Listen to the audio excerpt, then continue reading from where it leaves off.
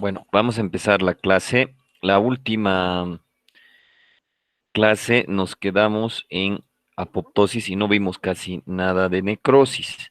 Hoy nos vamos a dedicar a la necrosis y las diferencias con la apoptosis. Siempre este cuadrito es un cuadrito que de aquí hasta fin de año es bueno que lo entiendan porque sobre este cuadro y otro más que les voy a presentar es donde vamos a andar, ¿no? Entonces, habíamos dicho que hay estímulos tanto fisiológicos como patológicos. Eso produce una alteración de la homeostasia y puede dar lesión celular, que habíamos visto ya, y esa puede ser reversible o irreversible. Tres caminos de la lesión celular reversible o tres evoluciones o hacia dónde va en el tiempo.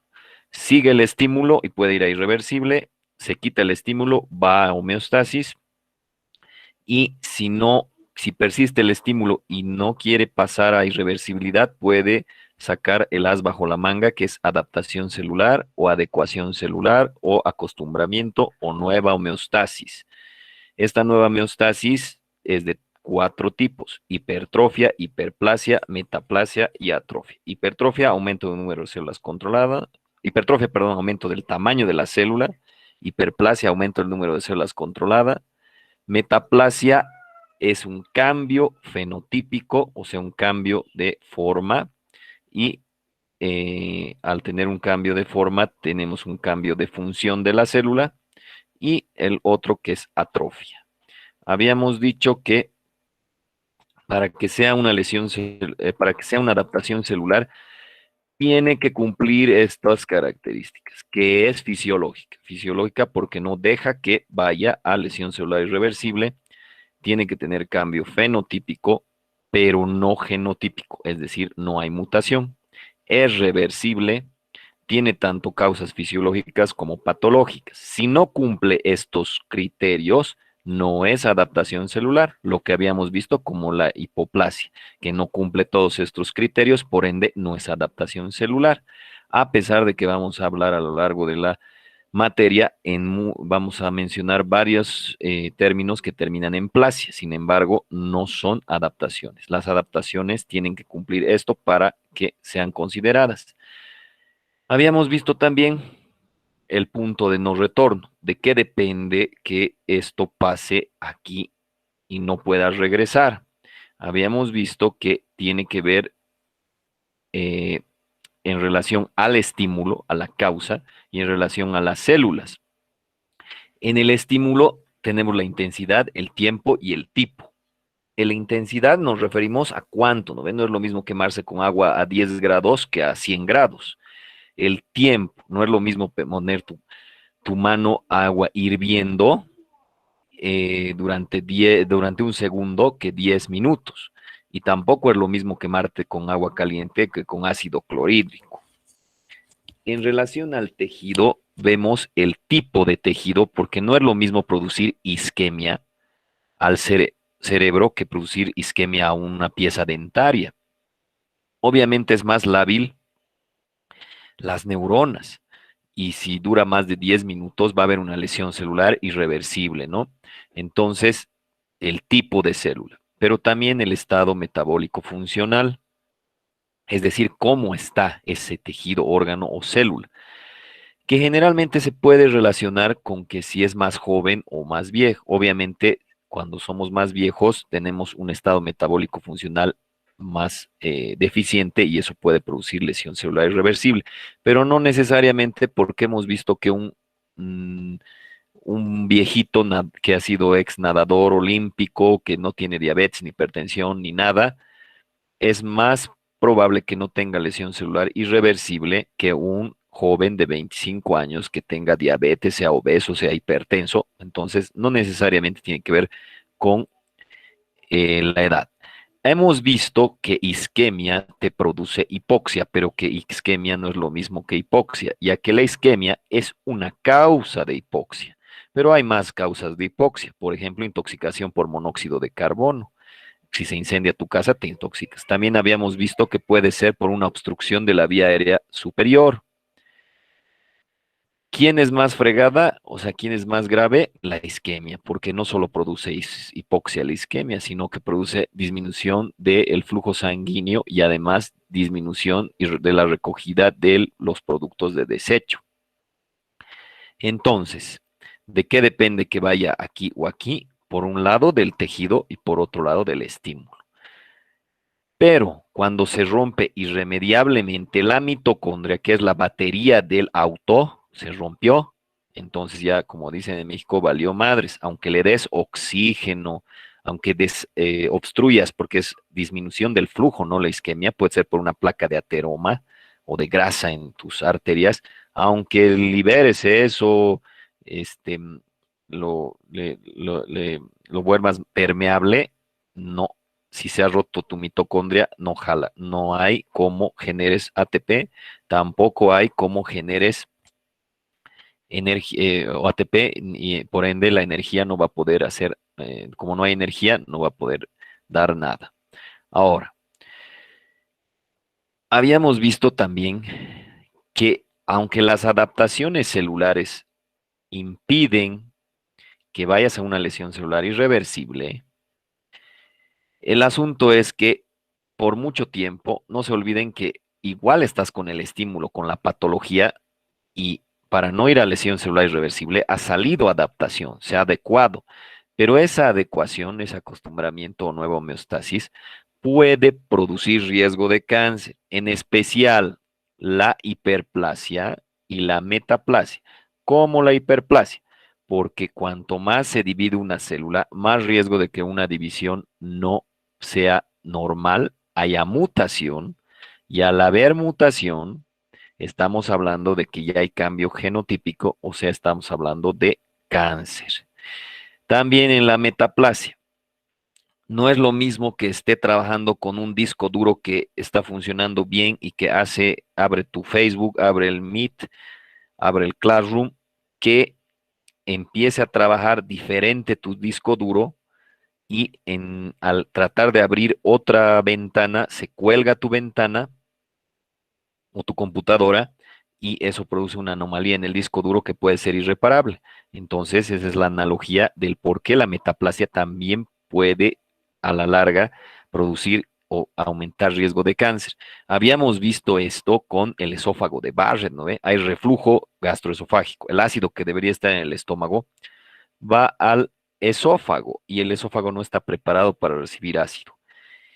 Y cambia entonces, ¿no? Cambia su programa genético de hacer células planas a células cilíndricas mucoproductoras, porque ya sabes que la célula cilíndrica es para producción de algo o secreción de algo o absorción. En este caso está secretando moco. Y este moco hace una capa para que resbale el ácido, y además este moco tiene un pH básico, o sea que inhibe el pH ácido. Pero estos, a la larga, un esófago de Barrett te puede producir un cáncer de esófago por la metaplasia. Por eso es que no nos gusta tener, aunque está habiendo una célula más resistente, adaptada, no nos gusta tenerla por mucho tiempo porque puede convertirse en cáncer. Y ya sabemos que si quitamos el estímulo, entonces las adaptaciones son reversibles. Si tienes por ejemplo, un útero gestante con una mujer que va a dar a luz, se vuelve 10 veces más grande el útero para albergar a un bebé por aumento de tamaño y del tamaño de las células y del número, ¿no? Entonces, después no se queda el útero de ese tamaño, se hace más pequeño y tienen que desaparecer esas células. ¿Y cómo desaparece? No por arte de magia, ¿no ve? Entonces, por apoptosis. Entonces, puede ser reversible esto. Algo que también hemos visto, si pregunto cuál es la evolución, hacia dónde va, cuál es el camino en el examen de una lesión celular irreversible, solo es un camino, muerte celular.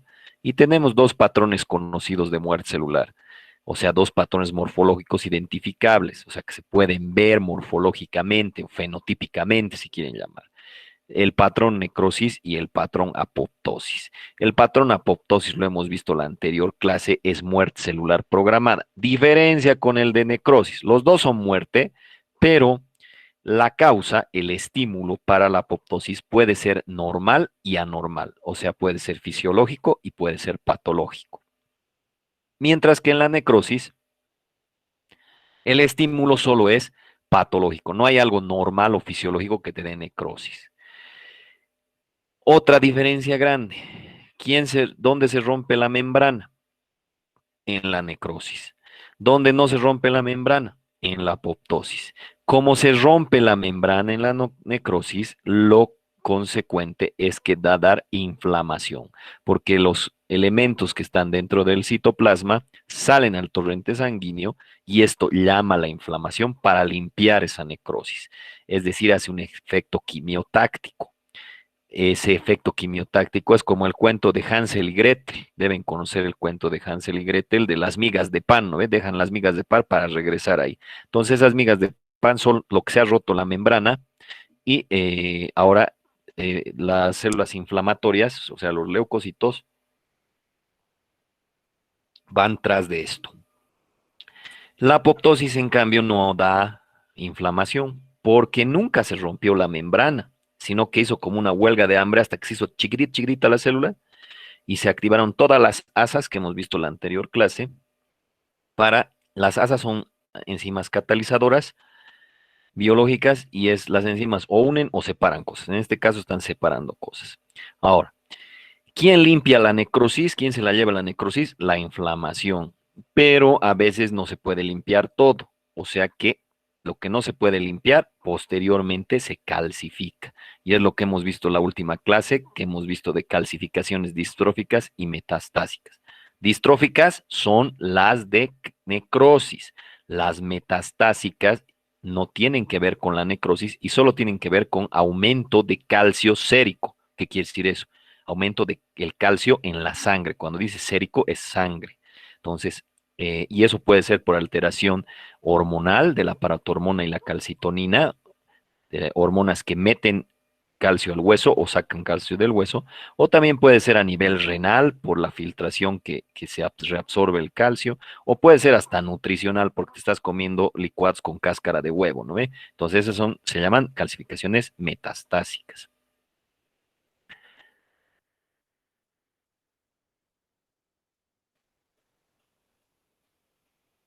Bueno, entonces,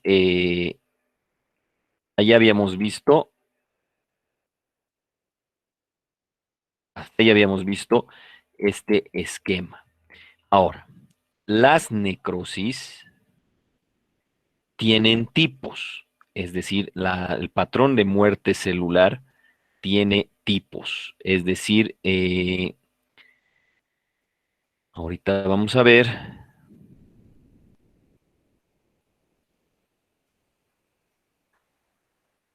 habíamos dicho que la necrosis son cambios morfológicos que siguen a la muerte celular, donde sí o sí hay pérdida de la integridad de la membrana y hay desneutralización proteica y se activan la digestión enzimática. Tenemos necrosis de varios tipos. Doctor, una pregunta, disculpe. Dime, De la necrosis, ¿se sí, puede, o sea, primero pasa por una inflamación y después se va a la calcificación o se va a uno de los dos? se puede ir a uno de los, o sea, lo más natural es que pase una inflamación y después de la inflamación venga la calcificación. Pero hay algunos casos donde de plano es difícil que el sistema inmunitario a través de la inflamación llegue y puede ir directamente de necrosis a calcificación. Pero lo más usual es que vaya inflamación y después recién calcificación. Ah, está bien, doctor, muchas gracias.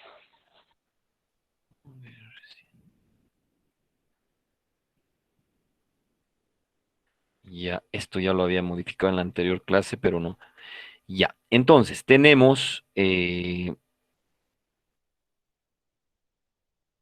la necrosis,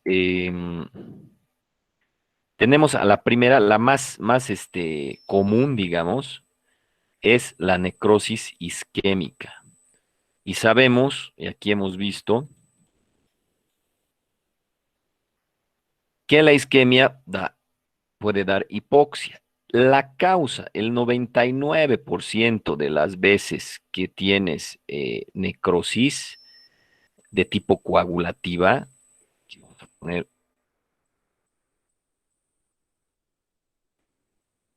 es por isquemia. Es decir, que sinónimo de decir isquemia es necrosis coagulativa. Por eso a veces en algunos, hasta patólogos, pero usan mal el término, cuando le dices necrosis de tipo coagulativa,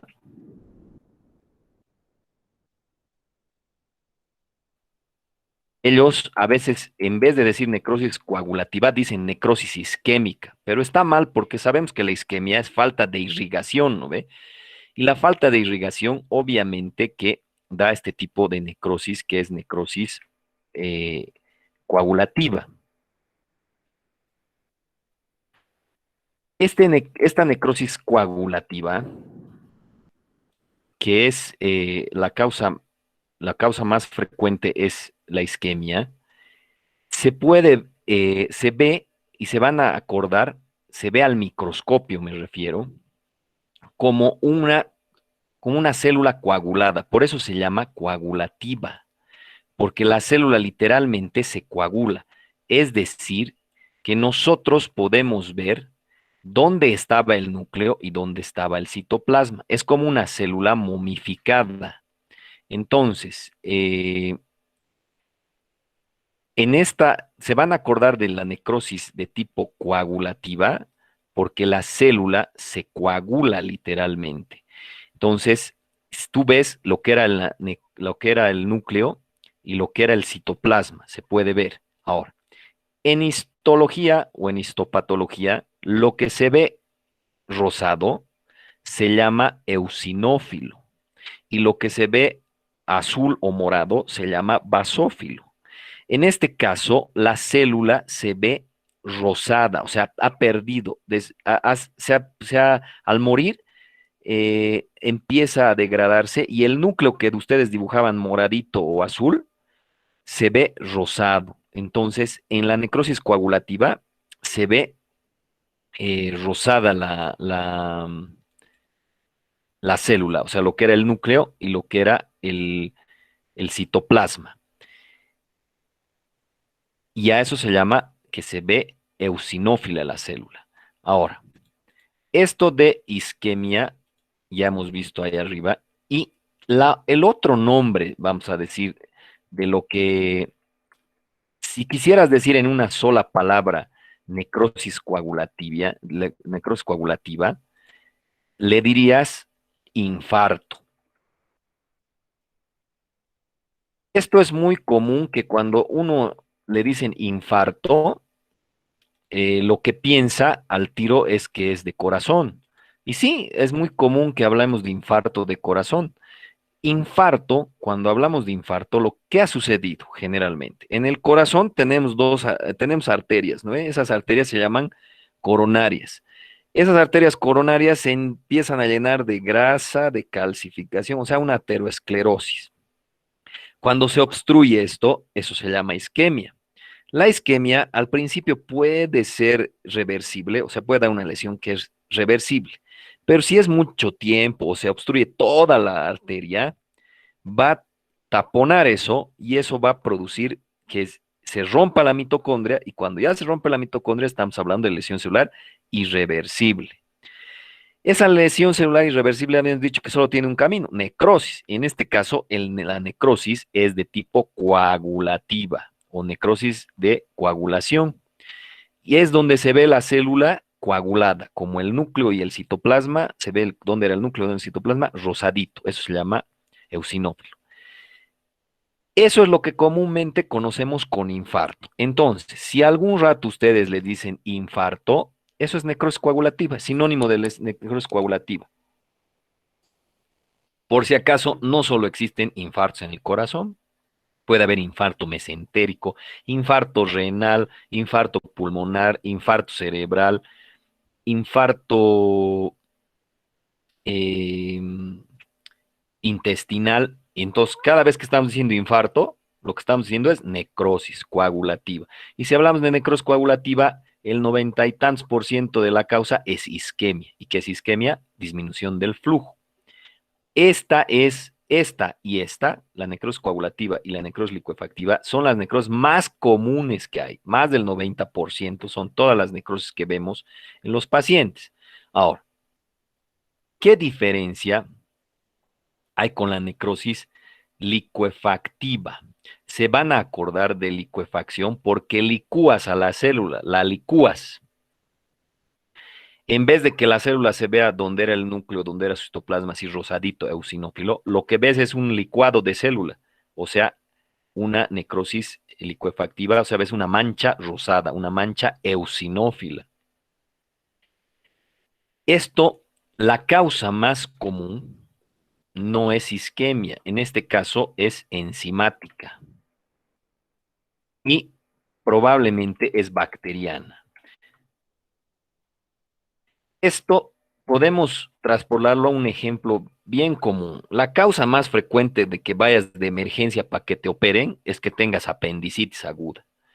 Y la apendicitis, la itis, curiosamente casi todos piensan, pucha, se ha infectado mi apéndice, por eso me ha dado apendicitis. Mentira. El apéndice es como una tripita del tamaño de tu dedo más delgadito, así, y del grosor incluso.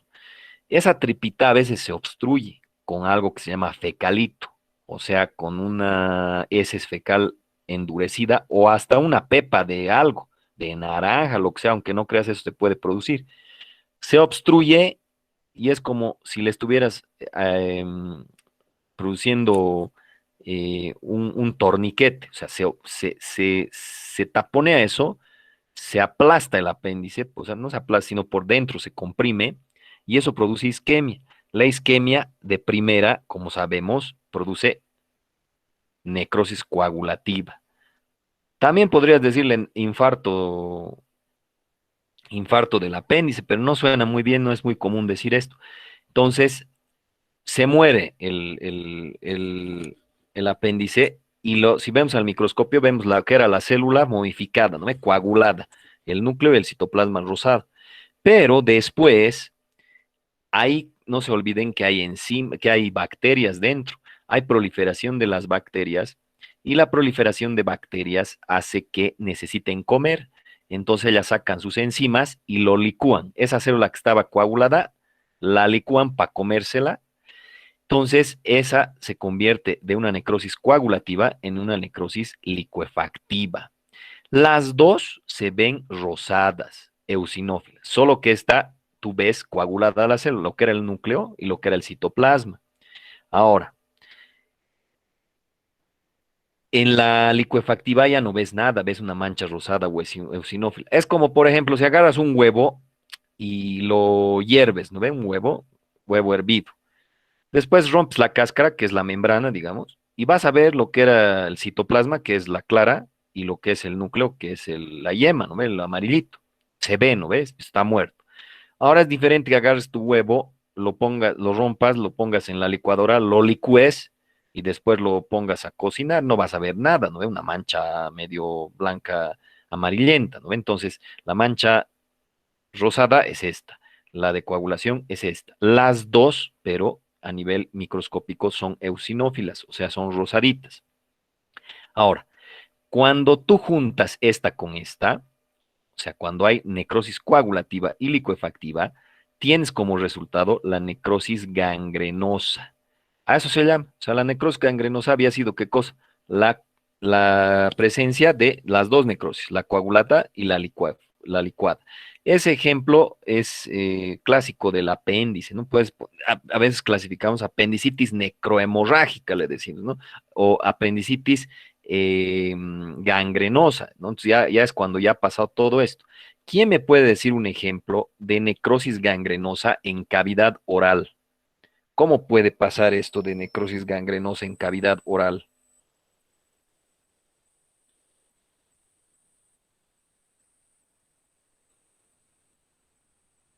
¿Cómo es nadie?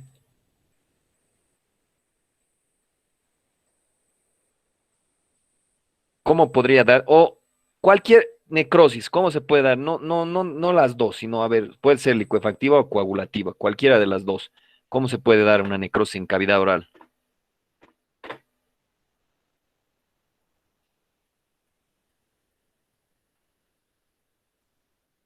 Nada. Hola, hola. Doctor, ¿qué dijo? ¿Podría volver a repetir? Un ejemplo, hola, ¿me están escuchando o no? Sí, doctor, se Ya. escucha. Un ejemplo de necrosis, cualquier necrosis, sea coagulativa o licuefactiva, pero en cavidad oral. Doctor, creo que esa fue nuestra tarea, no me acuerdo. Este, estuve investigando y encontré leucoplasia, Ya, que se produce, ¿cómo leucoplasia, es? sí, que se produce, es un engrosamiento que se da a nivel de las encías, que provoca pequeñas manchas cuando recién está iniciando, ¿no, doctor? Y eso provoca algunas lesiones, como le estoy diciendo, en la encía prácticamente, la encía recubre cierta parte de los dientes y hace de que se vea, hace que se pierda, que se vea más expuesto a los dientes de lo normal, de lo que tiene que ser.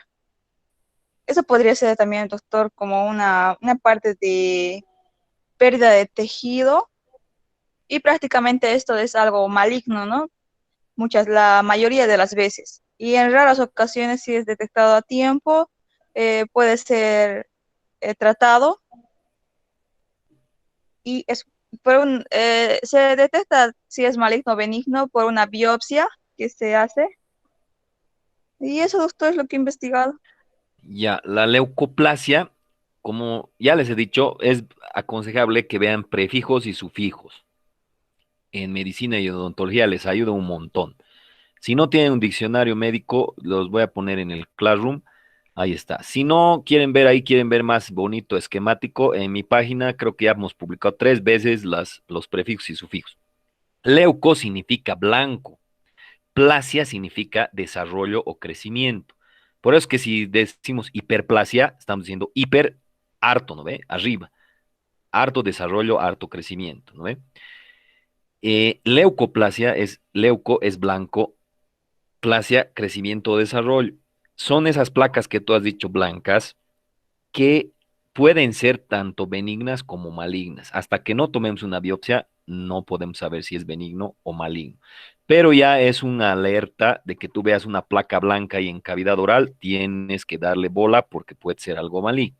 Ahora, lo que yo preguntaba es, ¿cómo puede haber necrosis en la cavidad oral? ¿Qué caso puede haber? ¿Qué etiología? ¿Cómo puede ser que encuentres necrosis en la cavidad oral? Doctor, podría Doctor, ser por una gingivitis ulcerativa necrotizante. Ah, sí, muy bien. ¿Quién es? Saraí, ¿no? ¿Pinto? Sí, doctor. o tal vez, doctor, por un cáncer bucal. También puede ser. La orofaringe, doctor, hay un cáncer que prácticamente se localiza, que provoca también alteraciones, enrojecimiento, no me acuerdo cómo se llama. Ya, ahora primero Adriana y luego Melissa, que aunque ya Adriana creo que quería hablar ya hace rato. Sí, quería decir sobre la pulpitis aguda, que la muerte de la pulpa dental del diente. Ya, y esa pulpitis, ¿qué tipo de necrosis dará? ¿Coagulativa o licuefactiva?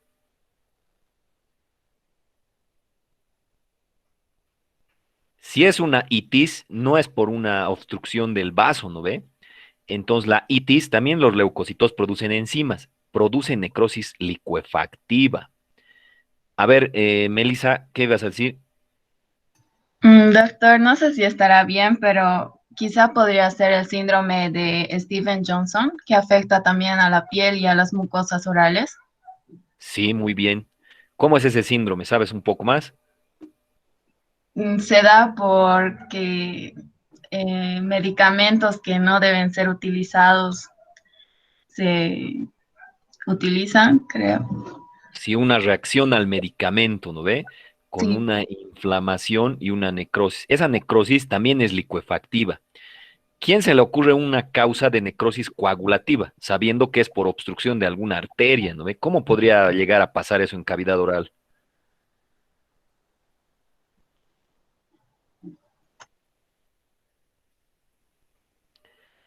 Cuando ustedes van a bloquear, van a poder poner anestesia, con qué anestesian ustedes? ¿Qué inyectan para anestesiar? Porque antes anestesiaban los odontólogos cuando era necesario, ahora, como ya somos muy llorones los pacientes, ya para cualquier cosa, hasta para una limpieza, creo que ya Lidocaína, con doctor. silocaina. Esa silocaina generalmente no viene sola, viene con epinefrina. ¿Saben por qué? ¿Para qué es esa epinefrina? Para coagular, ¿Es doctor. vasoconstrictor, doctor? Vasoconstrictor. Sí, o sea, es la otra manera de llamarle a la adrenalina, a la epinefrina, en realidad. Solo que cuando es sintético es epinefrina. Entonces, ¿qué pasaría si por mala suerte inyectan y justo le meten a una arteria un poco más grande y le meten justo al vaso? ¿Qué va a pasar con ese vaso? Que va a ser un poco más grande. Se va vasoconstrictor, ¿ve? Y eso produce isquemia, puede producir necrosis de tipo coagulativa. Por eso es que se recomienda, aunque muy pocos tienen esa costumbre, cuando usa silocaina con epinefrina, no pinchar y ese cacho meterle nomás, sino que aspiras, ¿no ve? Un poquito, y si aspiras y sale sangre roja, rutilante, bien rojiza, puta, dices, mala suerte, es muy poco probable eso, sí, pero mala suerte podrías haberle dado a una arteriola y meterle directo ahí y producir necrosis, ¿no? Ahora, generalmente todos los casos de necrosis en cavidad oral tienen que ver con inflamación o con bacterias, lo que quiere decir que vamos a ver inflamación o necrosis de tipo licuefactiva, porque si hay enzimas que están producidas o por las bacterias o por los leucocitos, entonces te produce licuefactiva. Una gangrenosa es, por ejemplo, un ejemplo podría ser cuando hacen implantes, ¿no? O cuando hacen, ¿cómo se llama esto? Trasplantes. ¿De qué hacen trasplantes ustedes, aunque no crean en cavidad oral? ¿Qué es lo más común?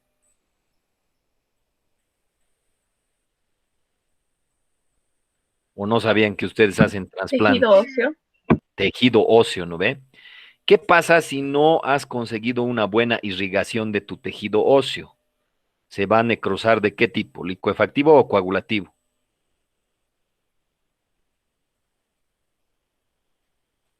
Coagulativo. Coagulativo. Entonces Coagulativo, sí. se muere ese pedazo que has puesto, pero como en la cavidad oral siempre hay bacterias, después esa necrosis se vuelve de coagulativa a licuefactiva. Cuando están los dos, se llama gangrena, necrosis gangrenosa. Y dependiendo cuál predomina, le puedes llamar gangrena húmeda o gangrena seca. ¿Cómo es esto de la gangrena húmeda? Cuando es más licuado, es húmeda. Cuando es menos licuado y es más coagulado, más bien es seca, ¿no ve? Entonces, gangrena seca, entonces hay harto coagulado, casi nada licuado. Y gangrena húmeda, más bien hay más licuado, pues, y eso es lógico, ¿no ve? Entonces, las necrosis más comunes que hay, las más usuales, son o la coagulativa o licuefactiva o la combinada, que en este caso sería necrosis gangrenosa. Hay otra categoría más que es la necrosis caseosa. Esta necrosis caseosa tiene que ver con más macro que micro. Si yo les digo cómo se ve a la microscopía la necrosis caseosa, igual a la licuefactiva, mancha rosada nomás veo. Entonces, ¿cómo diferenciamos a la necrosis gaseosa de la licuefactiva? Más bien macro, aquí tu herramienta es tu ojímetro, tu ojo puedes usar, porque cuando hay necrosis gaseosa, lo que se ve a la macroscopía es una necrosis que es de color blanquecino, como el quesillo, si quieren, gaseoso, así como el casium, pero la mejor analogía para nosotros es como el quesillo. La consistencia de una necrosis coagulativa es menor, cuando tú tocas se deshace el tejido, pero no es tan, la licuefactiva es más líquido, es como pus, si vale el término, mientras que la coagulativa es más firme. Intermedio entre uno y otro está la gaseosa. Lo más didáctico posible que les puedo explicar es que es como el quesillo. Todos conocemos el quesillo, ¿no ve? No es tan firme, tampoco es tan duro como un queso, y es un poco líquido, ¿no ve? O sea, más disminuido de consistencia. Eso es muy importante. ¿Por qué? Porque la necrosis gaseosa se asocia en Bolivia muy frecuentemente a tuberculosis. La tuberculosis, por si acaso, esto ya tienen que meterse en su cabeza. La tuberculosis, por si acaso, no es solo de pulmón. Todos estamos acostumbrados a decir tuberculosis, de su pulmón es, ¿no ve? No, la tuberculosis es producida por una micobacteria, o sea, un organismo microbiológico que produce una infección, y ese organismo puede infectar no solo al pulmón, puede infectar a la cavidad oral. En el gastro, en el laboratorio de patología, tenemos de ya colección de tuberculosis. Díganme un tejido y tenemos en ese tejido. Hemos tenido tuberculosis cerebral, hasta de la córnea hemos tenido la tuberculosis, hemos tenido tuberculosis en páncreas, en riñón, en corazón, aunque no crean, en cavidad oral, en la lengua. En la lengua. Y eso sí ha sido una cosa bien anecdótica que hay que aprender y entender. Un señor de 65 años que viene del Chapare con una lesión en lengua. Por si acaso la necrosis gaseosa, la mayoría de las veces, como no podemos destruir a la tuberculosis, lo que hace es encapsularse. Se forma un granuloma. El granuloma es lo que hace que se vea feo hacia afuera, se ve como una bola. Entonces, muchas veces nos equivocamos, tanto odontólogos como médicos, en que a veces vemos en pulmón una bola y decimos, pucha, tiene cáncer. Y en realidad es una necrosis gaseosa que alrededor se ha encapsulado y eso se llama granuloma. Entonces, la tuberculosis es la simuladora más grande. Y ese es un problema porque te puede simular cáncer. Y al revés también. A veces nosotros pensamos que tiene tuberculosis y en realidad tiene cáncer por un hecho fundamental, que es el que semiológicamente una tuberculosis tiene fiebre y tiene pérdida de peso inexplicable. Y aunque no crean un cáncer, también tiene pérdida de peso y también tiene fiebre. Entonces, si nosotros vemos una bola en pulmón y vemos que está perdiendo peso, lo más probable es que digamos cáncer. Entonces, a este paciente le ven la lengua y se ve fea y me mandan media lengua. Yo cuando veo la lengua también veo una bola, una lesión irregular, anfractuosa, heterogénea de bordes poco delimitados que parecía cáncer. Dije, todo bien, le han debido tener que cortar la lengua porque si no se moría de cáncer. Resultados que veo al microscopio y veo una mancha rosada, o sea, necrosis. Y alrededor veo ese tejido fibroconectivo y, o sea, veo el granuloma. Encima le hago una tinción que se llama ZN, Sil-Nielsen, y chan, agarro los bacilos.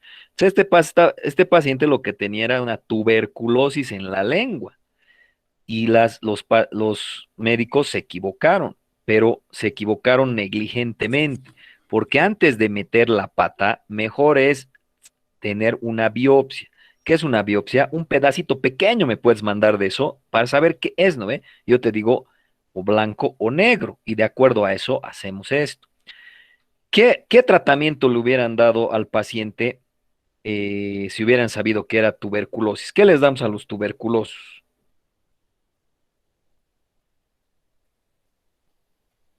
¿Qué medicamentos les damos a los tuberculosos? Como es, nadie sabe. Si es una bacteria, Rifampicina, mandé. rifampicina, doctor. Creo que son Sí, 4 medicamentos sí, que son es un esquema de tres y a punjados. veces cuando es Ujú. muy resistente le damos un cuarto, pero toditos son antibióticos fuertes. No es juego tratarlos a los tuberculosis 8 meses, hasta 12 meses puede ser si el esquema no funciona para matar esa bacteria. Pero después de que mates la bacteria, viene la inflamación, se la lleva a la necrosis y hay una regeneración. O sea que todo bien. ¿Era correcto entonces volarle media lengua a este pobre señor o no? No. Nada No, que ver, ¿no ve? Cuando yo vi la lengua, dije, obvio que ya seguro si me han mandado media lengua, seguro le han hecho una biopsia, pues, porque como no creo que por nada le hayan quitado la lengua. Entonces, eh, en este sentido, siempre, para toda su vida, cuando estén sospechando de tuberculosis, piensen en que puede ser cáncer. Y si están sospechando de cáncer, piensen en que puede ser tuberculosis. Algo que les ayuda un montón si están haciendo su extracción, biopsia, lo que sea, y sale algo blanquecino como quesillo, ucha, ese cacho van a decir, van a respirar, van a decir, no es tan grave porque le vamos a dar antibióticos y se va a curar, porque es una tuberculosis. Pero si no sale una necrosis como quesillo y más bien sale una necrosis coagulativa, que por si acaso la necrosis no se ve negra, por si acaso, sino se ve más pálida como carne cocida, en realidad, entonces va a decir, pucha, capaz es por cáncer, porque es una coagulativa, ¿no ve? Entonces, muy importante que nosotros aprendamos a ver esto. Este artículo casi ya lo tengo, creo que 7 años parado. El que quiera investigar, o sea, siempre que investigas algo, es para demostrar algo o aportar a la comunidad científica. En nuestro país, generalmente los que investigan parece que ni su nariz saben investigar porque no tenemos una verdadera producción científica. O los que te enseñan a investigar, resulta que los googleas y ni una investigación tienen. Entonces, ¿cómo puedes enseñar a un piloto a pilotear un avión si lo único que has hecho es leer instrucciones de cómo es un avión y nunca has piloteado? Entonces, mucho de esto se da en nuestro medio, ¿no? De gente que da cosas que ni ha hecho nunca. Entonces, eso no puede ser.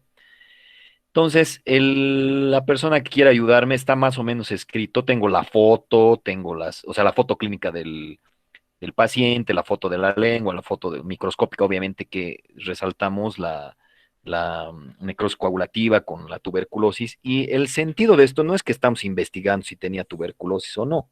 Lo que estamos tratando de hacer es aportar y que toda la comunidad científica, médica y odontológica diga, ah, mira esta lesión tan fea en lengua, parecía cáncer, pero puede ser tuberculosis o viceversa. Ah, antes de meter la pata hay que tomar pues, una biopsia y mandar a patología. Eso, sencillamente eso, hay que hacer para la publicación. Obviamente que cuando trabajan conmigo para investigación y publicación, no vamos a mandar a revistas que no están indexadas, ¿no? O sea, revistitas porque cualquiera puede publicar si es así, pues hasta yo publico en el Facebook y digo que he publicado, ¿no? Entonces, me prefiero revistas internacionales donde van a tener un mayor currículum o mayor trascendencia. Entonces, eso para que se acuerden de la necrosis caseosa, que es como quesillo, ¿no ve? Que da granulomas y puede confundirte con cáncer, pero es muy relacionada en nuestro país a tuberculosis. Todas estas tres toditas o cuatro, porque esta es la combinación, ¿no ve? De coagulativa y licuefactiva, la gangrenosa. La gaseosa más, todas son eosinófilas, o sea, son rosadas. La única que es basófila, o sea, lila o morada, es la necrosis grasa, la necrosis enzimática de la grasa. Esta necrosis enzimática de la grasa se da por saponificación. Cuando saponificas las grasas, te das jabón. El jabón, aunque no crean, se hace con grasa. Ese calcio nos ayuda porque se calcifica en la necrosis grasa. Por ejemplo, cuando tenemos un paciente con dolor abdominal, ya he preguntado pero tal vez pasan con diferentes, ¿no? Personas, he preguntado en qué andan en semiología y me dicen que todavía van en la historia clínica. Pero dentro de la historia clínica deben haber visto un síntoma. ¿Cuál es el principal síntoma que deben de estudiar tanto odontólogos como médicos? ¿Cuál es el que tienen que saber de pe a pa? ¿Qué síntoma es el capital? o el más común? ¿Qué síntoma es? El dolor. El dolor. Ese dolor hay que saber de pe a pa, y ese dolor, ¿por qué? Porque es el que te trae el paciente a tu consultorio. Puedes tener una caries que la estás mirando con tu espejo cada día. Si no te duele, nunca vas a ir al odontólogo. Y vas a ir en tiempos de pandemia, peor no voy a ir. Ahora, sea pandemia o no pandemia, ahorita ves, te empieza a doler tu caries, vas a buscar como loco un odontólogo, ¿no? Porque va a haber un dolor fuerte. El dolor se puede medir, aunque no crean, un poco de una manera más objetiva, pero nunca va a llegar a ser objetiva total, ¿no? Siempre va a ser subjetiva. ¿Cómo pueden medir? Ustedes le dicen al paciente cuando está sintiendo dolor, le dicen, el dolor más leve que haya tenido es 1, el dolor más fuerte va a ser 10. ¿Cuánto le está doliendo? Usted dice 5, 6, pucha, la mitad. Se dice 8, 9, esto es grave. Ahora, ¿por qué decimos que es subjetivo el dolor? Porque ni siquiera los hombres y las mujeres sienten la misma intensidad de dolor. ¿Quién creen que resiste más el dolor? ¿Quién será? ¿La mujer o el hombre? Del dolor físico me refiero, ¿no? Las mujeres. Las mujeres. Y eso tiene que ver por una cosa fisiológica, que es que, ¿por qué las mujeres resisten más el dolor físico? Por el parto. Sí, porque las mujeres están preparadas para dar a luz.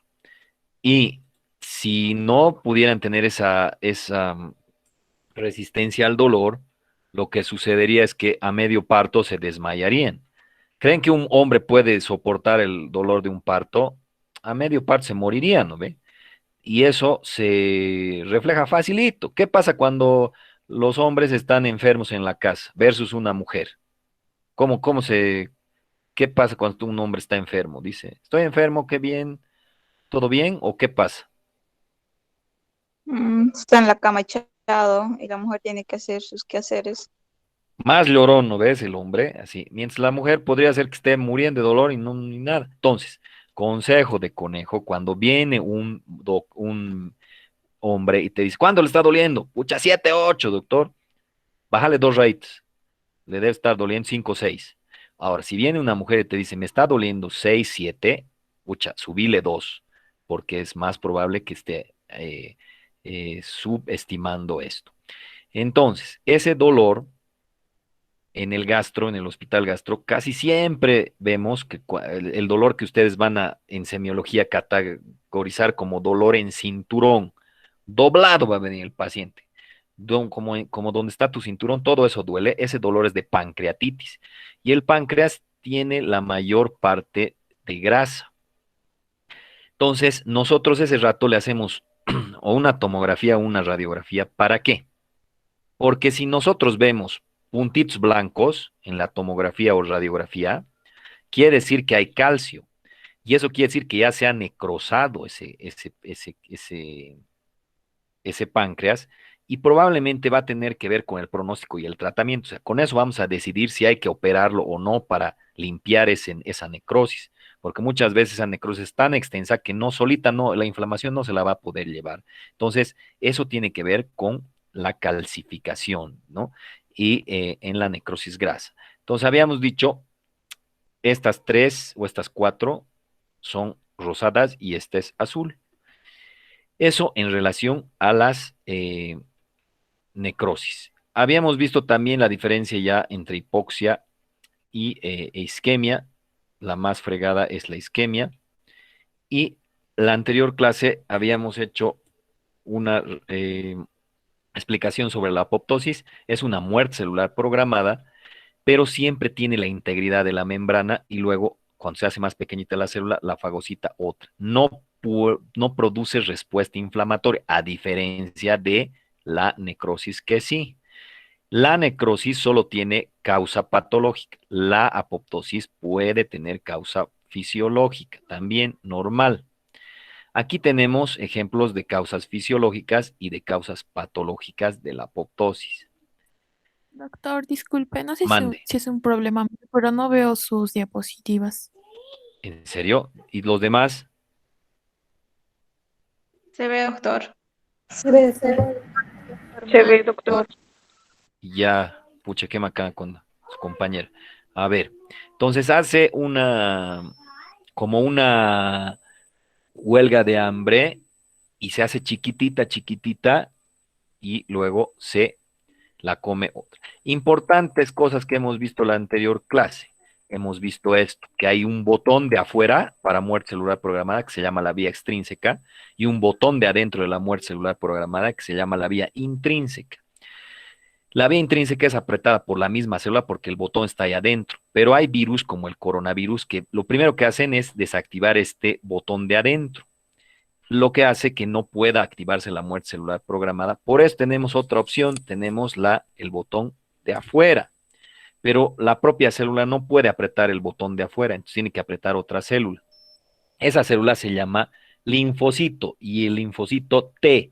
¿Y qué variedad de linfocito T? El CD8, o sea, el citotóxico, que tiene el FAS-L. O sea, el dedo se llama FAS-L, ligando, que va a apretar el botón que se llama FAS, es el botón de la vía extrínseca. Entonces, el que aprieta es un leucocito. O sea que no solo, aunque se desactive el botón de muerte celular programada interno de la vía intrínseca, tenemos otra opción, tenemos el sistema inmunitario a través de la inflamación. Por eso es que aconsejamos que tengamos un buen sistema inmunitario ahora con el coronavirus, ¿no ve? Cosas importantes, BCL2 y BCLX son antiapoptósicos, es decir, que bloquean ¿a quién? A la apoptosis. ¿Quién activa la apoptosis? Este gen lo vamos a repetir hasta fin de año, lo vamos a ver mucho también en la parte de neoplasias, tienen que aprendérselo, sí o sí va a haber en el examen preguntas de P53. ¿Qué hace el P53? Puede iniciar la hiperplasia, o sea, la división celular. También frena la hiperplasia. Si en una división celular hay algo malo, una mutación, por ejemplo, la puede reparar, la puede arreglar. Pero si no la puede arreglar, no deja que pase esa célula para dividirse. La manda ¿a dónde? A muerte celular programada. Entonces, este gen es sumamente importante, no solo en relación a la apoptosis, sino también a la hiperplasia, a parar la hiperplasia, a reparar el DNA, y si no puede reparar el DNA, la manda a apoptosis. Cosas otras importantes. El gen BAX son proapoptósicos, es decir, que aumentan y estimulan al P53 que produce apoptosis. Y habíamos dicho del linfocito T citotóxico, el CD8 que aprieta el botón de afuera, es el que tiene el dedo, que es el FAS-L, y el botón es el FAS, ¿no? De la célula en cuestión para la muerte celular programada. Habíamos visto también algo de acúmulos y alteraciones de la ultraestructura. En las acúmulos puede haber acúmulos, o sea, acumulaciones de grasas, proteínas, azúcares y pigmentos. Pero también pueden haber acúmulos intracelulares de material extraño, que no son proteínas, no son glucosa, no son grasas. Esto se puede ver muy comúnmente en la antracosis. ¿Qué es la antracosis? Cuando respiras mucho carbón. ¿Y esto qué puede ser? Los pacientes que trabajan en minas de carbón o la gente que cocina todavía sin gas y cocina a leña muy frecuentemente, o la gente que fuma mucho, o como en México, que toditos tienen antracosis porque es tan contaminado que todo el mundo tiene antracosis en pulmón, que es ese pigmento negro. Entonces, también hay acumulaciones, pero de lípidos, por ejemplo, de sustancias normales del organismo. Y cuando se acumulan grasas en el hígado, se llama esteatosis. Aquí hay una foto microscópica donde los hepatocitos, estos espacios blancos, son llenitos de grasa. ¿Por qué se ve blanco? Porque se ha lavado con el alcohol y con el silol y ya no se tiñe. Se ve espacio blanco donde había grasa. Si vemos grasa en histiocitos, en la vesícula biliar, eso se llama colesterolosis. Otros pigmentos pueden ser derivados de la hemoglobina, como la hemosiderina, que se ve en pigmento marrón, café marrón. O también habíamos hablado del pigmento lipofusina. El pigmento lipofusina tiene que ver con el desgaste, También se ve marrón, así medio café marrón, pero si nosotros vemos cuál es la traducción clínica en esto, si tú me mandas una biopsia y me dices que en la glándula salival es la biopsia, yo te digo que hay lipofuscina, esa glándula salival está trabajando mucho, está sobrecargada. ¿Puede pasar eso que haya normal en una persona de 90, 80 años? Sí, puede por desgaste, pero no es normal que veamos lipofusina en gente joven. Eso nos dice y nos traduce que estamos malogrando nuestro órgano, nuestro aparato o nuestro tejido. Y habíamos quedado en esto, en lo que es las calcificaciones distróficas y metastásicas. Cuando volvemos a esto, a este cuadro, acuérdense y lo que había preguntado su compañera, ¿a qué puede evolucionar la necrosis? Esta necrosis, si no hay inflamación o si la inflamación es deficiente, después puede ir a calcificación distrófica. Las necrosis más comunes son la coagulativa y la licuefactiva. Esta necrosis que es distrófica no tiene nada que ver con qué, no tiene nada que ver con alteración del metabolismo del calcio. O sea, no tiene que ver con que haya aumentado en sangre calcio. Tiene que ver con qué directamente, con necrosis. Mientras que cuando hablamos de la calcificación metastásica, estamos hablando con que hay aumento de calcio en la sangre. Y eso puede ser por alteración de las hormonas, o de la paratormona o de la calcitonina, o de una hormona que está metiendo calcio al hueso, otra que está sacando. También puede ser por daño renal, porque así si está dañado el riñón, no excretamos calcio y se puede aumentar el calcio en sangre. Entonces, habíamos quedado en esa parte.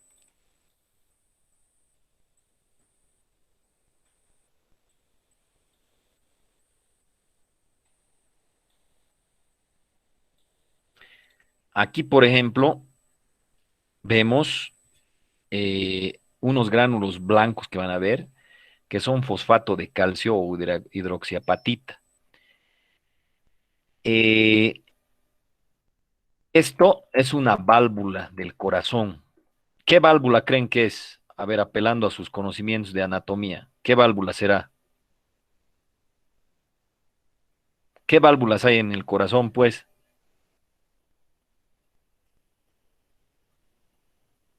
Y tiene tres cúspides, mira, uno, dos, tres. Entonces, ¿cómo se llamará esta?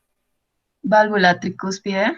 Sí, y si se fijan, hay estas cosas medio blanco, amarillentas, anfractuosas, como unas bolitas. Esto es una calcificación de una válvula. Y eso es peligrosísimo, ¿no? Porque ya no se puede, ya no hace su labor de válvula, pues no cierra y abre, y eso puede producir la muerte, ¿no? También hay calcificaciones al nivel de los vasos sanguíneos y eso puede producir isquemia y una muerte, ¿no? O sea, una necrosis, que cuando sabemos que es isquemia, es una necrosis coagulativa. Entonces, estas, ¿cómo se ven al microscópico? Todo lo que sea con calcio se ve basófilo, o sea, azul. Dice basófilo granular amorfo, en disposición intra o extracelular. O sea, puede estar dentro del citoplasma de la célula o afuera también en la matriz extracelular. Esto podría, aunque no crean, después de un tiempo de la calcificación, convertirse en hueso. A eso se llama metaplasia ósea o hueso heterotópico. Hemos tenido caso incluso de vesículas biliares con inflamación, una colestitis de muchos años, inflamación, inflamación. Luego hemos visto vesículas calcificadas y a veces ni siquiera son son duras, más que duras que el calcio, hueso, se vuelve hueso. Entonces, a la larga, una calcificación, incluso se puede osificar. ¿Qué quiere decir eso? Que se puede convertir de calcio a hueso. Entonces, cuando hablamos de calcificaciones metastásicas, estamos hablando de una hipercalcemia. ¿Qué es una hipercalcemia? Harto, hiper es alto, calcio, aquí, emia, en sangre, eso dice, hipercalcemia se llama. Entonces, esto puede ser por una mayor secreción de la hormona paratiroidea. Eh, Les había dicho que metástasis generalmente siempre hablamos cuando es de cáncer, pero en este caso no tiene que ver con cáncer, pero podría tener que ver con un cáncer de paratormona, es decir, de paratiroides. Si tienes una producción descontrolada, una división descontrolada de tejido paratiroideo, entonces tienes una secreción incontrolada de hormona paratiroidea, lo que quiere decir que puede aumentar la excreción de calcio a la sangre, ¿no? También puede ser por metástasis o destrucción de un hueso, por ejemplo, en el mieloma múltiple. O todo tiene que ver en la calcificación de los huesos, si se acuerdan de bioquímica, con una vitamina, la vitamina D. Entonces, si hay trastornos de la vitamina D, también puede haber calcificaciones metastásicas. No se olviden que la vitamina D tiene fundamentalmente que metabolizarse y activarse con la luz ultravioleta. Por eso es medio ridículo que les digan, toman vitamina D si no se van a exponer al sol, porque no va a funcionar la vitamina en realidad. También puede ser por retención, como les había dicho, de calcio en una insuficiencia renal. O en el pH básico, o el pH básico, perdón, no el ácido, sino el básico, influye en la formación de calcificaciones. Es decir, que cuando el organismo está más básico, o sea, no más ácido, aumenta la posibilidad de que haya calcificaciones, ¿no? Ahora, hablando ya del envejecimiento celular, en este capítulo hay un título que dice envejecimiento celular. ¿Por qué un órgano, aparato, tejido, célula envejece? ¿Cuál sería su respuesta? Lo que ustedes piensan. ¿Qué dirían? Si un paciente dice, ¿por qué envejecemos, doctora? ¿Por qué envejecemos, doctor? ¿Cuál sería la respuesta?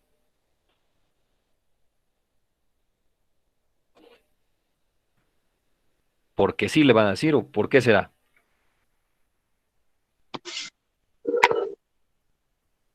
Porque es el ciclo de la vida.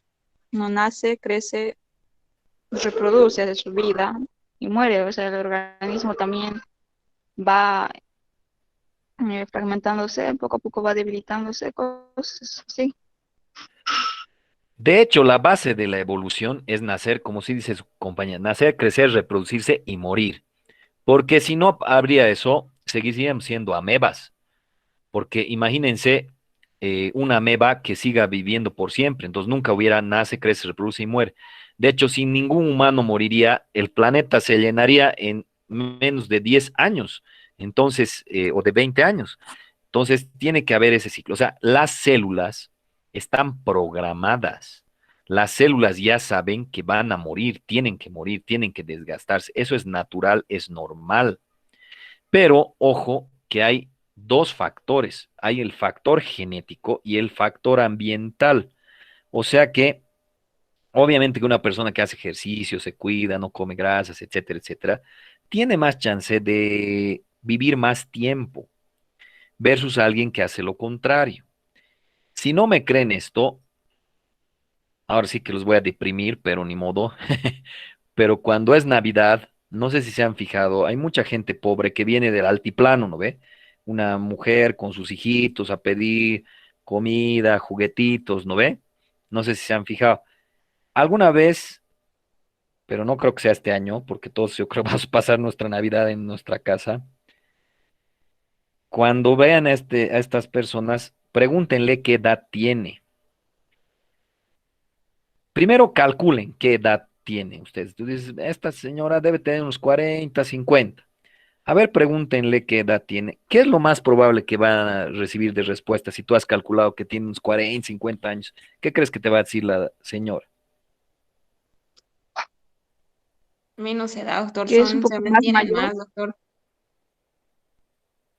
Menos edad, pero no es porque se mantengan más, sino porque o sea, o sea, tú dices, pucha, tiene 40, Más que 50 todo por el años. ambiente, doctor, por la Exacto. contaminación también.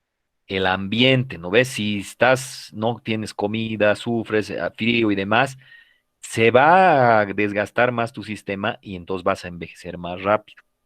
Entonces, esto se ha comprobado fácil en varios experimentos. Hay un experimento con las moscas de la fruta. Una mosca de la fruta aproximadamente vive 2 semanas, más o menos. Doctor, no se le escucha entrecortado. Ahora sí, ¿me escuchan o ya o no? ¿Se escucha bien, Se doctor? escucha, Ya, doctor, a veces es la señal de algunos. ya. Entonces, agarran a las moscas de las frutas que viven, dizque 2 semanas, y a unas las estresan, no les dan comida y las hacen tener otras mosquitas, o sea, progenie. Así, varias veces.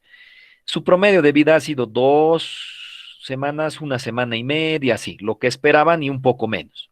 Pero a otras moscas de la fruta agarran, les dan comida, no las estresan y algo bien importante, no las dejan tener mosquitas, otras hijas, mosquitas hijas. O sea, no las dejan tener progenie. ¿Qué creen que han pasado con estas moscas que les han dado comida, no las han estresado y no las han dejado tener progenie? ¿Qué creen que han pasado? ¿Vivieron Han más, cumplido tal con vez? el día Sí, programado. casi se ha duplicado su tiempo de vida, les cuento. O sea, ha llegado a ser como 4 semanas. Y sí, hay muchos estudios que obviamente el factor ambiente es determinante, pero aunque no crean, cuando empezamos a tener hijos, ya se programan nuestras células para envejecer más rápido, por obvias razones. Tienes que morir para que tu hijo tenga más recursos, porque si sigues viviendo hasta más años, le vas a quitar más recursos. Entonces, aunque no crean, cuando tengan un hijo, van a ver qué rapidito se van a ver envejecidos. Rapidito, sí. Entonces, ¿cómo envejece un paciente? ¿Cómo envejece una célula? ¿Cómo envejece un tejido?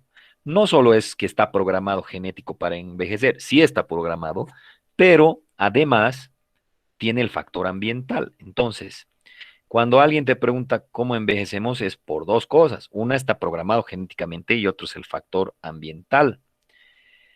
Ah,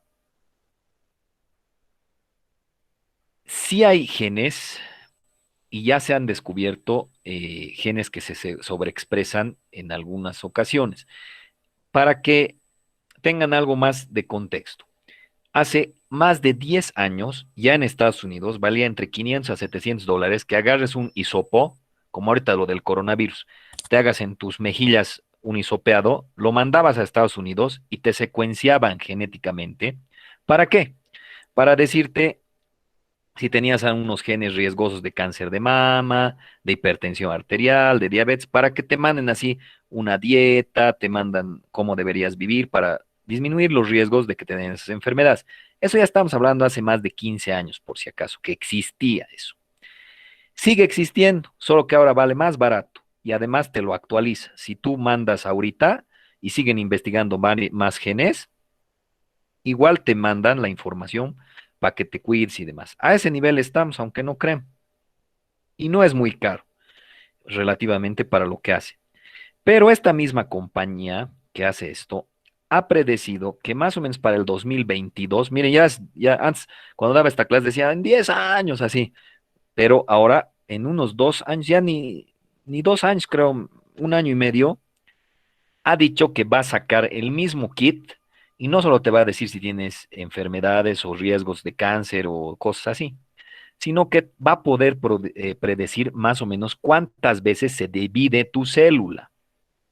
Porque una de las cosas que hace que se envejezca tu célula y que ya no se divida más es los telómeros, son los tapones que tapan los cromosomas, o sea, lo que está al final del cromosoma. Entonces, te supone que estos están prometiendo que vas a saber cuántas veces se divide una célula, lo que quiere decir que más o menos van a poder estimar qué creen, cuándo vas a morir. Y lo que nos va a llevar a un dilema ético-moral bien fregado. ¿Por qué?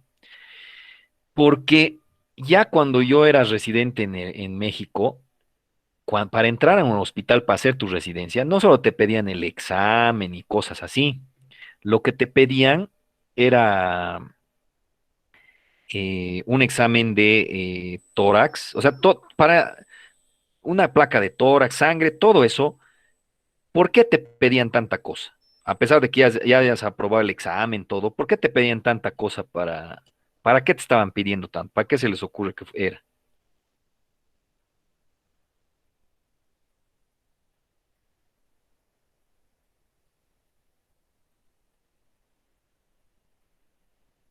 ¿Nada? ¿Cómo es? ¿No se les ocurre nada?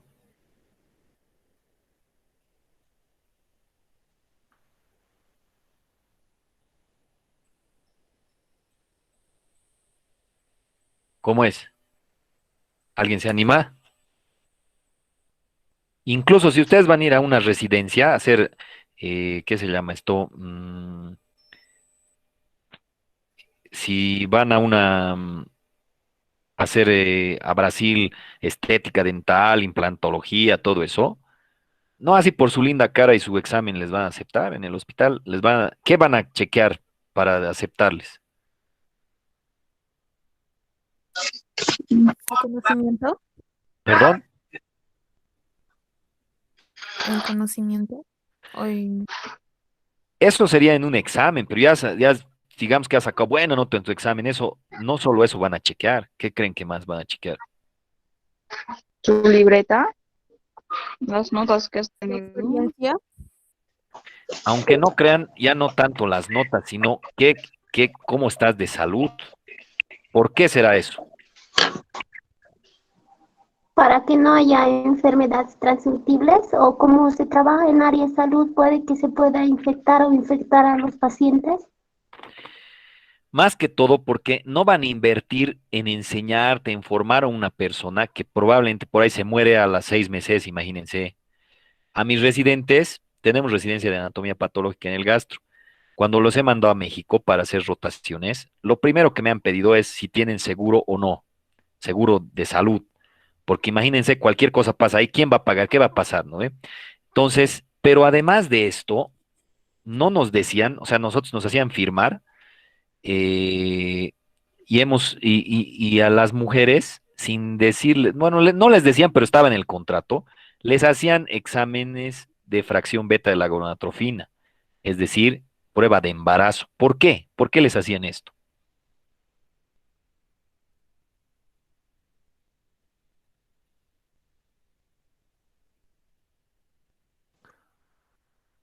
¿Para qué Porque será?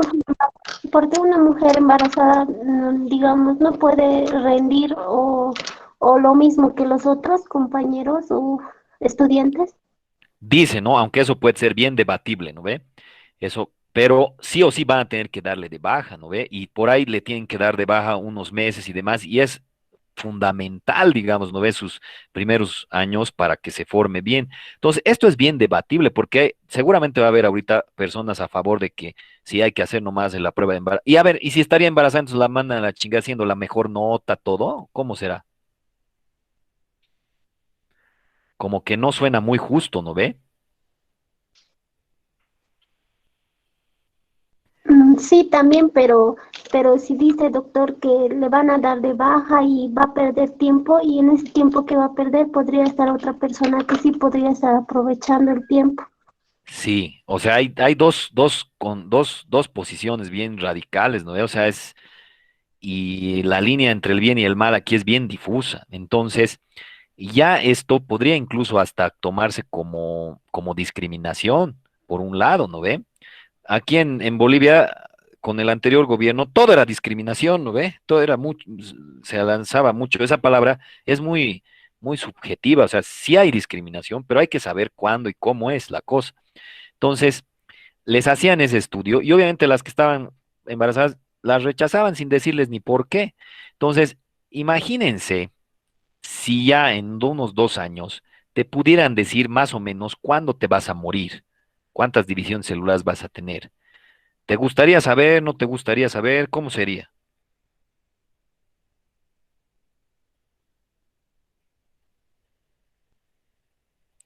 ¿Cómo Pienso que es? es mejor no saberlo. Algunos dicen, no, ¿para qué voy a saber? Voy a estar tenso y toda la vida voy a pensar que es eso, ¿no? Otros dicen, no, yo quiero saber nomás. Y por ahí te sale, pucha, vas a vivir hasta los 98 años y con tu test estás saliendo feliz y te pisa un micro, ¿no ve? y ya muriste, ¿no? O sea, entonces no solo son factores genéticos, sino también factores ambientales. Pero esto nos puede llevar a problemas éticos y morales bien fregados, porque tal vez en el futuro ya no te pidan solo un examen de para ver si estás embarazado, ¿no? Capaz te piden hasta cuánto vas a vivir, ¿no ve? Porque así van a decir a los que viven mucho les enseñamos harto y a los que no, mejor no, ¿no ve? Entonces, podrías incluso a llegar a ser discriminado por esto. Antes, mi abuelita me decía, las abuelitas siempre son bien fregadas, ¿no? Y me decía, hijito, cómo se llama tu novia? Y yo, tal, así, pero ¿cuál es su apellido? Así, como si por el apellido, como en años pasados, podríamos, como si estuviéramos bien en un pueblo, ¿no ve? Para que vas a ver si conocía a las personas y demás. De ahí mi mamá ya no me decía qué se llama tu novia, ni qué apellido tiene, sino me preguntaba, ¿está estudiando? ¿Qué está estudiando? Probablemente ustedes a sus hijos o hijas no les pregunten si qué apellido tienen y qué está estudiando, sino tal vez van a llegar a preguntar, ¿y qué genes tienen, no ve? Porque los genes determinan muchas cosas. Entonces, esto va a llegar, no hay, o sea, como toda tecnología y demás, va a llegar, ni modo, pero no estamos necesariamente la evolución de la tecnología no está muy a la par tampoco con las partes éticas, morales y de leyes en realidad, ¿no ve? Porque esto podría llegar a ser hasta discriminatorio. Entonces, ahí vamos a quedar. El resumen del envejecimiento celular es que se envejece una célula, órgano, aparato o tejido, no solo por lo genético, sino por lo ambiental, y lo ambiental puede acelerar lo genético, ¿no? No sé si hay alguna duda, pregunta, observación.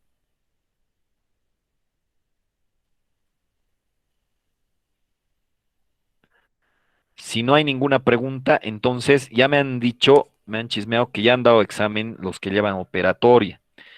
Entonces, ya en su universidad ya se va a dar los exámenes virtuales. La siguiente semana vamos a empezar con inflamación y el primer parcial sería de inflamación, del capítulo 2 y hasta inflamación la mitad, que es hasta mediadores químicos. Para no tener problemas y como muchos no tienen experiencia en dar exámenes virtuales, la subsiguiente semana ya va a haber un examen prueba preparatoria, o sea, un simulacro, si quieren, del examen con ustedes, para que se habitúen a cómo va a ser el examen virtual. Eso se los voy a pasar el link y las fechas y las horas para que lo vayan viendo y ustedes se habitúen a eso. Cosa que el día que sea el examen de verdad no tengan ningún problema, sea todo entendido. Además, siempre, aunque no era virtual, yo siempre les daba un examen preparatorio para que sepan cuántas preguntas hago, qué dificultad de preguntas hay, si es de falso verdadero, de encerrar, de clave, todo eso tienen que saber. Un factor que no debe de influir en su nota es que se sorprendan con el examen. Ustedes deben tener toda la experiencia de cómo es el examen para que no sea un factor de que fracaso en el examen. No sé si hay alguna duda más, pregunta. En este examen preparatorio que se va a dar, ¿va a ser de qué temas van a ser? Disculpe. De lo mismo que va a ser para el parcial. Va a ser el capítulo 2 que es lesión y muerte celular, adaptación celulares, envejecimiento celular y necrosis, y el otro que es hasta la mitad del capítulo 3 que sería inflamación, que es hasta mediadores químicos de la inflamación. Pero todavía nos queda la siguiente clase para empezar a ver esto, ¿no? ¿Alguna duda más? Bien, gracias. Bueno, Doctor, ¿hasta cuándo le mande. va a subir las clases de las que él está grabando? Porque he mirado a Classroom y no hay ni una clase. Ya están toditas en el Classroom, no sé por qué no se puede ver. A ver, ahorita mismo, ¿dónde está? ¿Dónde está? ¿Dónde está? Vamos a ver eso.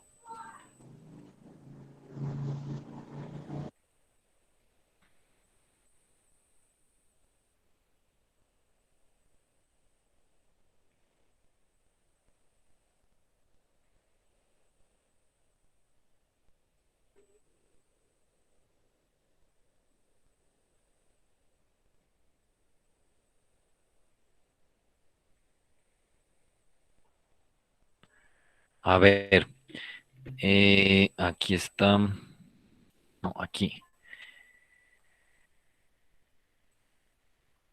Drive, ¿no ven?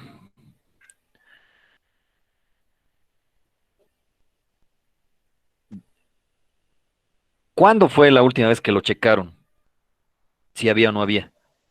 Yo he revisado hoy día y no había nada. Estoy revisando dentro de la semana, pero no me parecía nada. A ver, aquí está el Classroom. Aquí está.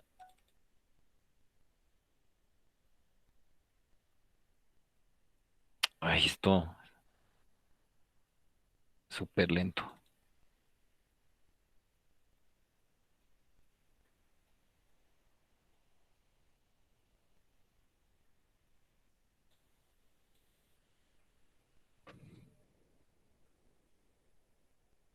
A ver, ahorita mi celu me ha mandado a alguien que quiere entrar a... Aquí vamos a darle permiso, a ver.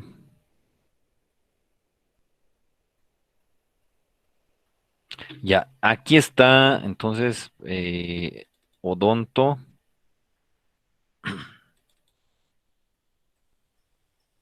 Ucha, qué lentejo.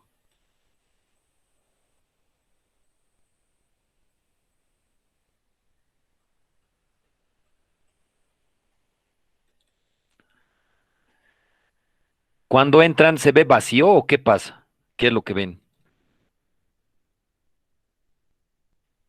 No hay nada, simplemente habla de los primeros que usted mandó, los primeros mensajes de que se unan los demás compañeros y que respondan dos preguntas, eso nomás. Pero no han ido a la carpeta, ¿o sí? No sé, tendría que revisar, Doctor, pero Sí, dime. doctor, yo fui a la carpeta, pero me aparece ningún ítem en Google Drive, ¿verdad? Sí, sí. Sí, me aparece ningún ítem.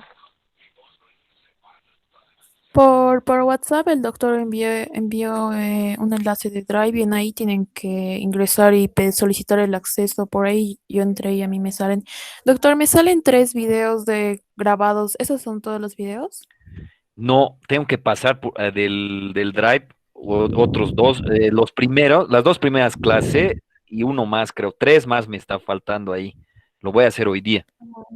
Está bien, doctor, gracias. Entonces, todos vean el enlace para que vayan directo, porque ahorita se ha colgado, esto no me está dando mi Drive, no puedo entrar, pero están ahí. Entonces, todos vayan al enlace. Lo voy a volver a mandar ahorita igual el enlace y todos tienen que ir ahí y los que hayan solicitado eh, permiso, yo les pongo aprobado y ya pueden ver, creo, cualquier rato.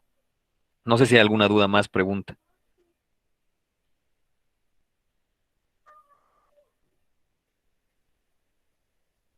Bueno, entonces nos vemos la siguiente clase. Les voy a mandar para que quedemos la hora, ¿ya?